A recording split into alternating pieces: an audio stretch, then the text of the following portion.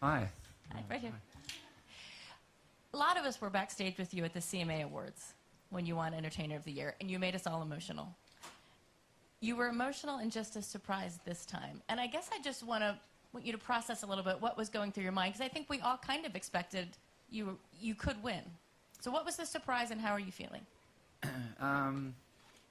Yeah, I mean, I've been nominated 9 times, so at some point I come to terms and accept that the nomination is the award. And then, you know, I don't know how things go that way sometimes. I mean, I love what I get to do. I put everything into it. But, and I know all the others do too, so it's, you know, thank you, God. Really. Yeah. Somebody over there had it. Hi, Keith. How Hi. are you? Good, thank you. Just kind of going off of that a little bit, I mean, you have an app, and not that everybody else doesn't, but I mean, every time we speak to you, you can feel how much your heart is in country music and is in what you do. And I would imagine that perhaps that's why you get so emotional, because, I mean, this is sort of validation about your true love and passion and what's happening. And can you just talk about, I mean, what this community, what this music, and the chance that you get to do this for a living means? I think that's what it is. It's the support that I get for going on the sort of creative adventures that I go on. I feel pulled towards particular music when I'm creating, and I don't know where it goes most of the time, but I just sort of wander along and float and see where the river goes.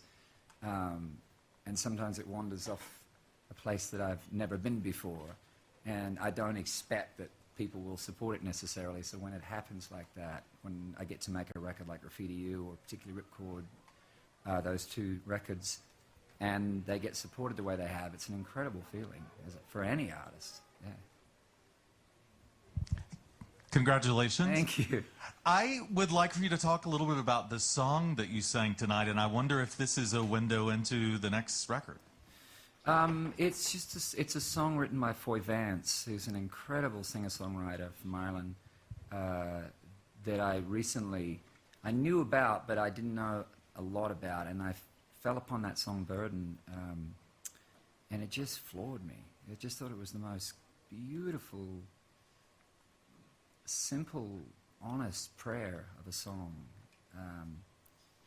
And I was compelled to try and get in the studio and capture the way I felt about it and what it meant to me, and really wanted to do that tonight. But it wasn't intended to be a single or any of the traditional things. It was just something I felt very passionate about and wanted to capture and perform. And I think that's the great thing about 2019 is we can do that as artists. We can be moved by something, capture it, and then immediately put it out, yeah, without sort of labeling what it is.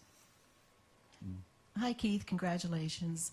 I do want to ask you about the song again. We only got to see a little bit of it back here, but you weren't playing a guitar. Was it odd for you to just kind of stand there? We rarely get to see you without your guitar slung around. Yeah, it was a little odd. Yep. Yep. Charlie Worsham was holding down the fort admirably. When I recorded the song with Dave Cobb in the studio, I played guitar on the record that we did.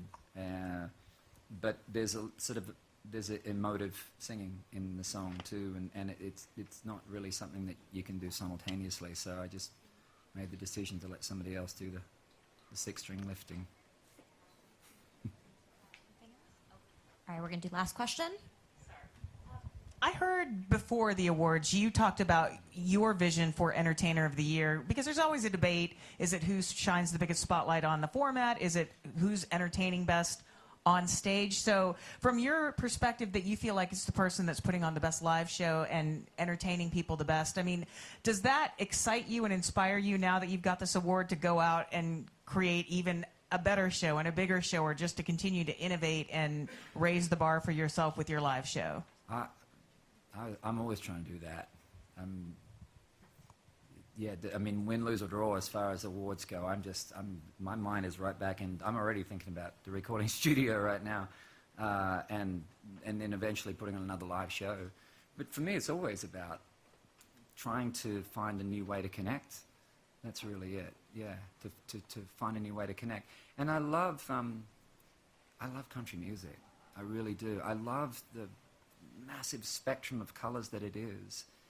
And I hope that what we eventually get to hear and see is all of its colours represented, because it's a huge genre. It's not one thing. And sometimes it's represented as one thing, and everybody sort of says it's not that. And a lot of those people are right, but it's not just that.